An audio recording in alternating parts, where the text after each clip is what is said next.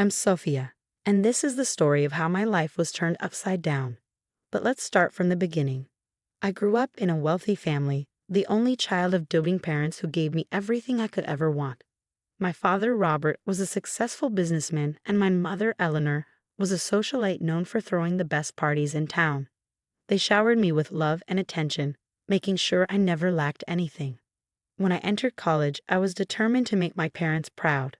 I buried myself in books, focusing solely on my studies. That's when Tom came into my life. He was persistent. I'll give him that. He'd wait for me after classes, bring me coffee during late-night study sessions, and even showed up at my parents' house one day. "Mr. and Mrs. Thompson," he said, standing tall in our living room, "I'm in love with your daughter, and I want you to know my intentions are serious." My father was impressed. He'd always wanted a son, someone to take under his wing and groom for the business world. Tom seemed to fit the bill perfectly. "Sophia," my father said to me later that evening, "why don't you give this young man a chance? He seems like a good catch." Reluctantly, I agreed to go on a date with Tom, and to my surprise, I found myself enjoying his company. He was charming, attentive, and seemed genuinely interested in my thoughts and dreams. Our relationship blossomed quickly, and before I knew it, we were walking down the aisle. Fresh out of college, my parents were overjoyed, especially my father, who saw Tom as the son he never had. "Welcome to the family, son," my father said, clapping Tom on the back at our wedding reception. "I have big plans for us." True to his word, my father helped Tom start his own business, a state-of-the-art car wash. He bought all the necessary equipment and even helped us purchase a small, cozy house. A year into our marriage, I gave birth to our son, Michael. Holding him in my arms for the first time, I felt a love I had never experienced before. I threw myself into motherhood, becoming a full-time housewife. My days were filled with diaper changes, feeding schedules, and lullabies. As the years passed, our lives settled into a routine. Michael grew from a gurgling baby into a curious toddler, then a mischievous child, and finally, a brooding teenager. I poured my heart and soul into raising him while Tom continued to struggle with the car wash business. "Your father thinks I'm a failure," Tom spat one evening after another tense phone call.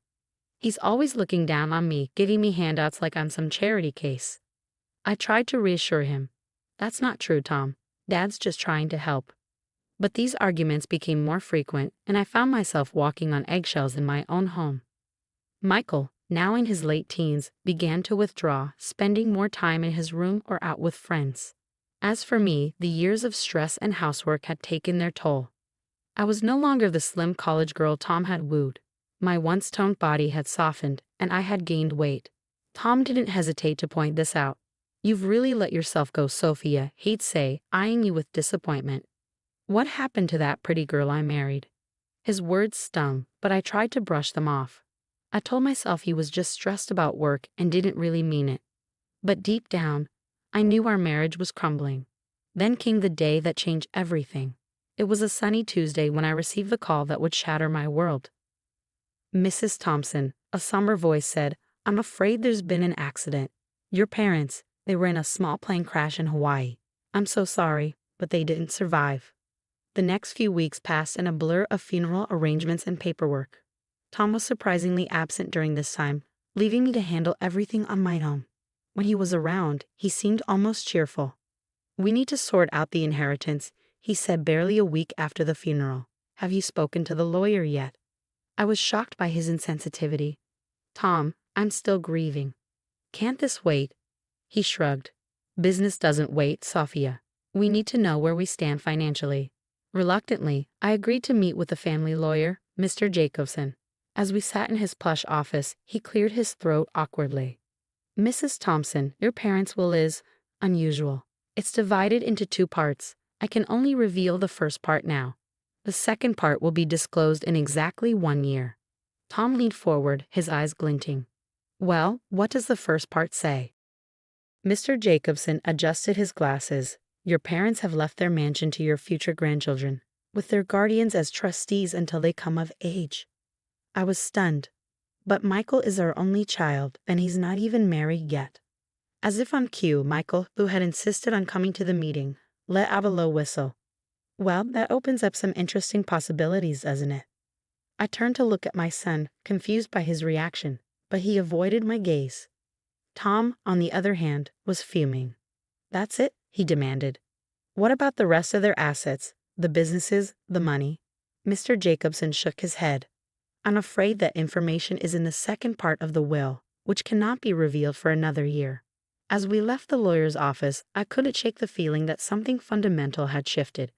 Tom was uncharacteristically quiet, while Michael seemed lost in thought. Just a few weeks after the reading of the will, Michael dropped a bombshell that left me reeling.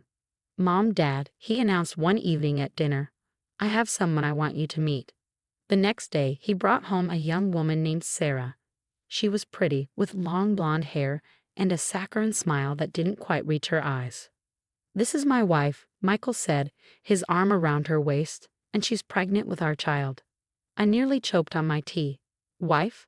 Pregnant? But when did all this happen? Michael shrugged, avoiding my gaze. "We've been dating for a while. When we found out about the baby, we decided to get married right away."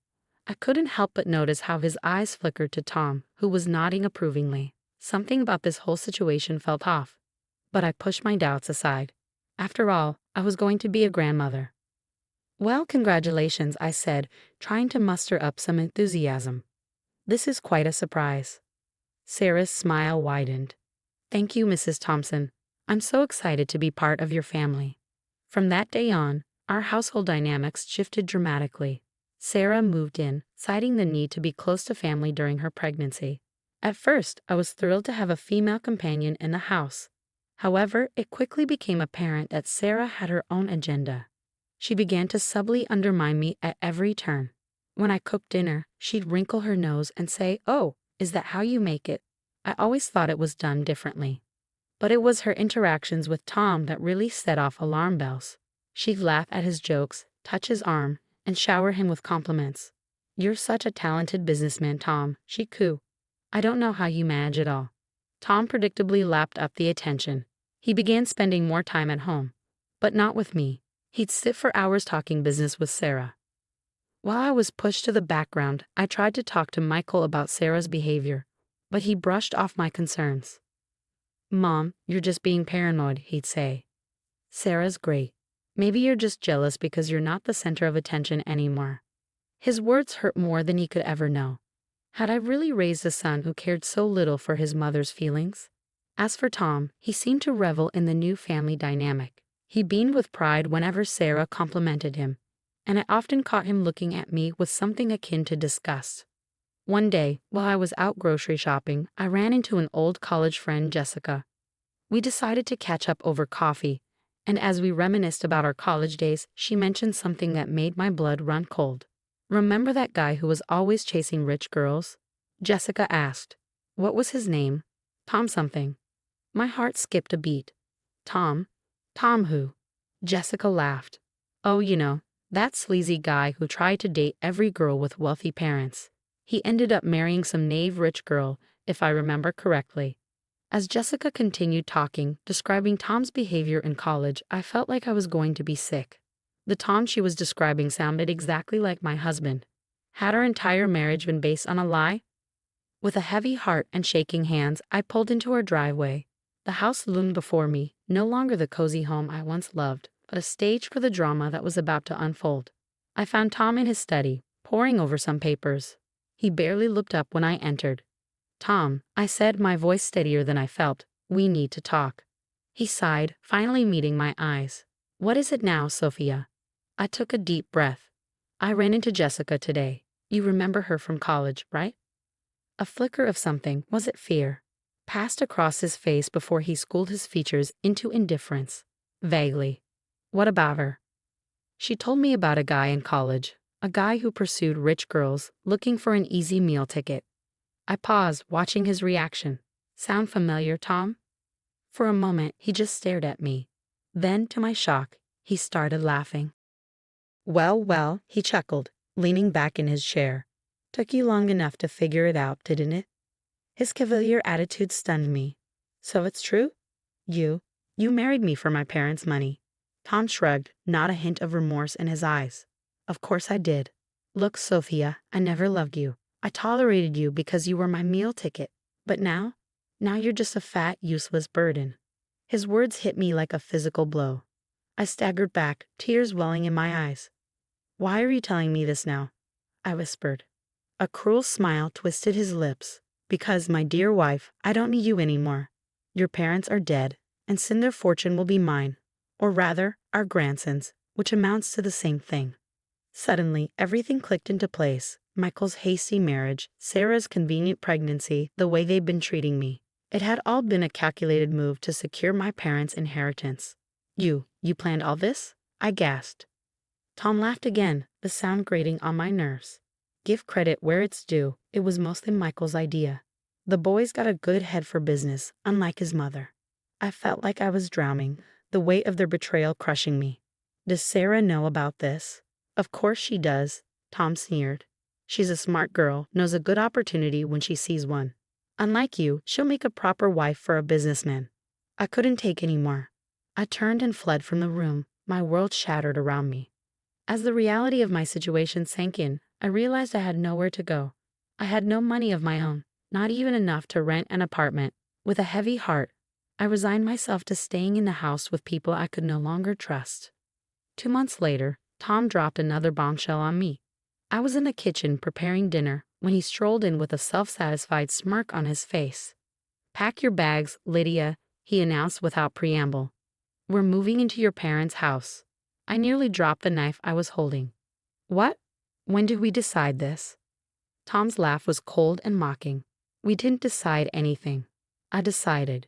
We're moving in with Michael and Sarah. After all, our grandson is the heir to that house." Each word was like a slap to my face. "What do you mean? What about our house?" "Oh, that?" Tom waved dismissively. "I sold it. The money's already been spent on things for people I actually care about. And just so we're clear, you're not on that list." Over the next few days, I watched in stunned silence as Tom, Michael, and Sarah excitedly prepared for the move. They bought new cars, splurged on expensive clothes and gadgets, all while I faded into the background, ignored and forgotten. The move to my parents' house was like a twisted parody of a happy family relocation. Sarah immediately claimed the master bedroom, while I was relegated to a small guest room in the back of the house. As the days passed, I found myself increasingly isolated. Sarah gave birth to my grandson and began delegating all the housework to me. I cooked, cleaned, and even cared for my grandson while she lounged about, issuing orders like a queen. "Sophia," she'd call out, "the baby needs changing. And while you're at it, could you tidy up the living room? It's looking a bit messy." I threw myself into caring for my grandson, the only thing keeping me going in a life that had become unrecognizable. Finding solace in my grandson's innocent smiles and gurgles, I clung to those moments of joy, even though they were tainted by the constant barbs and criticism from Sarah and Tom. One evening, about a month after we had moved in, things came to a head. We were all seated at the dinner table, a dinner I had prepared, as usual. Sarah was in rare form, ordering me around as if I were a servant. "Sophia, fetch me some more water and hurry up with clearing these plates. We don't have all night," she snapped. Something in me snapped too. Years of pent-up frustration and hurt came pouring out. "Enough," I shouted, slamming my hands on the table. "I am not your maid, Sarah. This is my parents' house, and I deserve some respect." The room fell silent. Sarah's face crumpled, and she burst into dramatic tears. "How could you speak to me like that after all we've done for you?" she wailed. Tom stood up, his face red with anger. "That's it, Sophia. I've had enough of your ingratitude. Pack your things and get out. This house belongs to our grandson now, and you're no longer welcome here." I stared at him in disbelief. "You can't be serious. Where am I supposed to go?" He reached into his pocket and pulled out a stack of papers. "I've been waiting for the right moment to give you these." He tossed them on the table. "Divorce papers. Already signed. I want you gone by morning." I looked to Michael, hoping against hope that my son would defend me. But he just shrugged, avoiding my gaze. "I'm an adult now, Mom. I don't need you anymore." With shaking hands, I took the divorce papers. Sarah's triumphant smirk was the last thing I saw as I turned and walked out of the dining room, my world crumbling around me. With nowhere to go and my life in shambles, I found myself dialing a familiar number. Jessica, my old college friend, answered on the second ring. "Lydia, is everything okay?" Her voice was laced with concern. I swallowed hard. Not really. I need a place to stay. Without hesitation, Jessica invited me to her home. As I settled into her guest room, she shared her own family drama. My son's been going through hell, she confided. His fiancée left him, and she's pregnant. He's desperate to find her and be there for his child.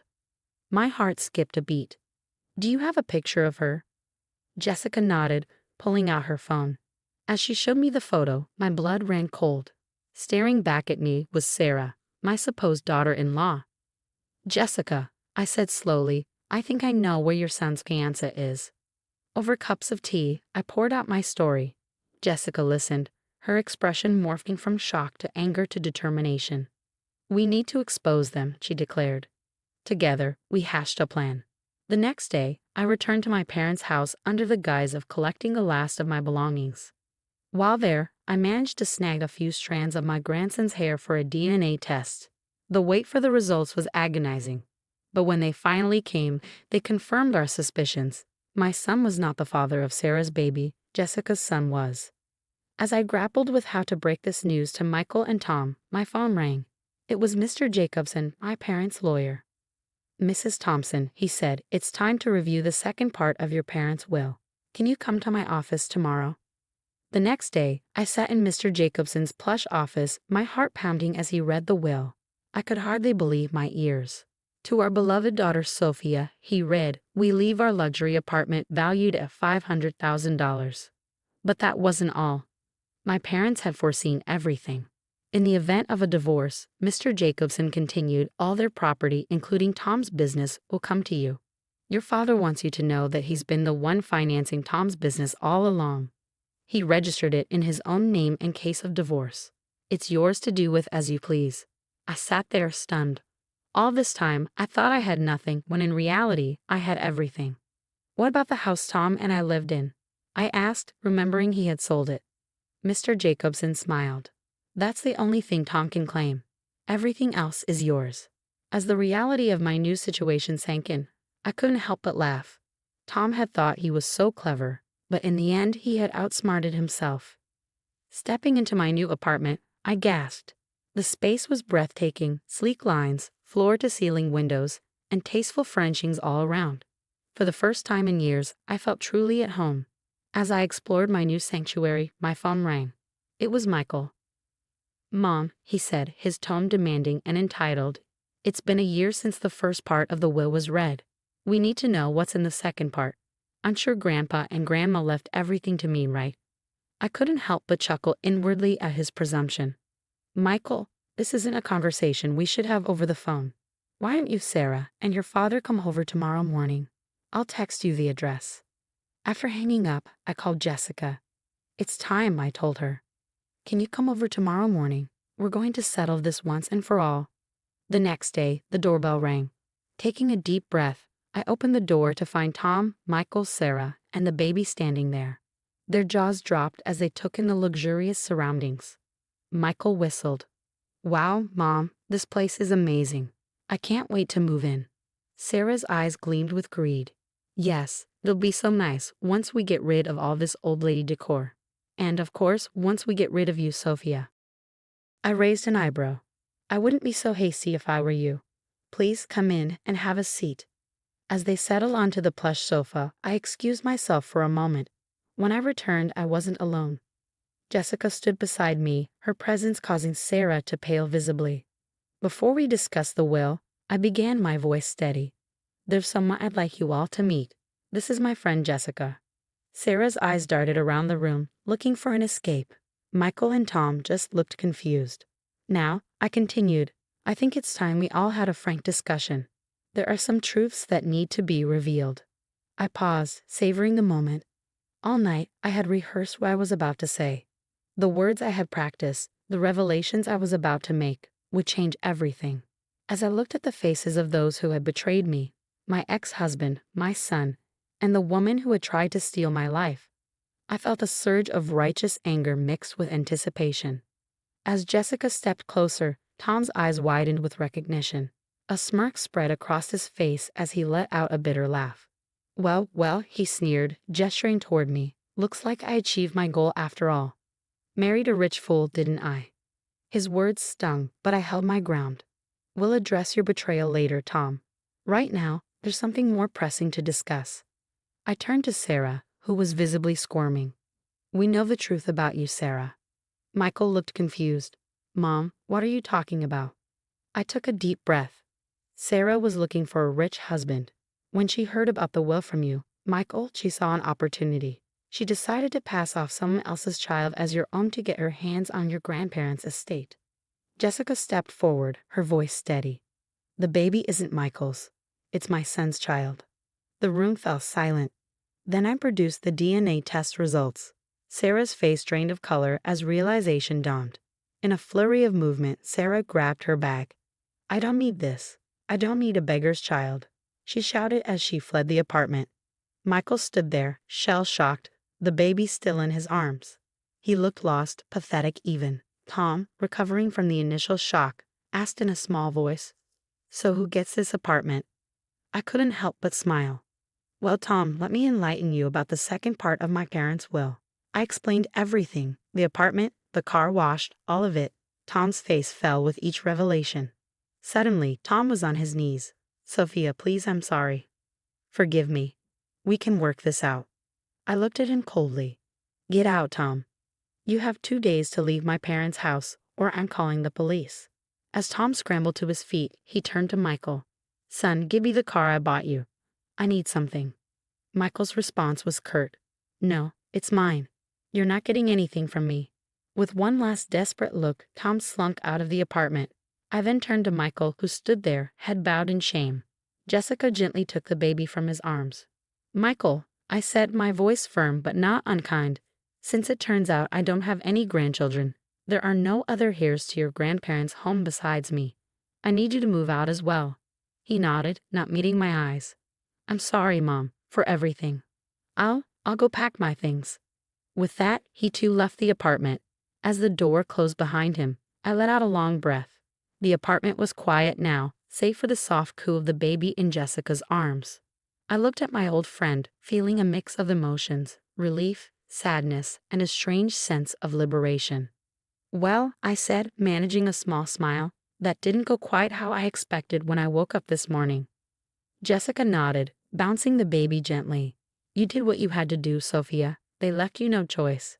As I sank onto the plush sofa, I realized that for the first time in years, I was truly free from deception, free from manipulation, and free to live life on my own terms.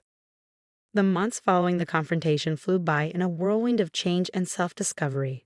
I found myself settling into my luxurious apartment, the space becoming a sanctuary of peace and new beginnings. One of my first decisions was to rent out my parents' house. It felt right somehow to have the property occupied by a young family who appreciated its warmth and history. The rental income provided a comfortable cushion, adding to the proceeds from selling Tom's car wash business. My friendship with Jessica blossomed.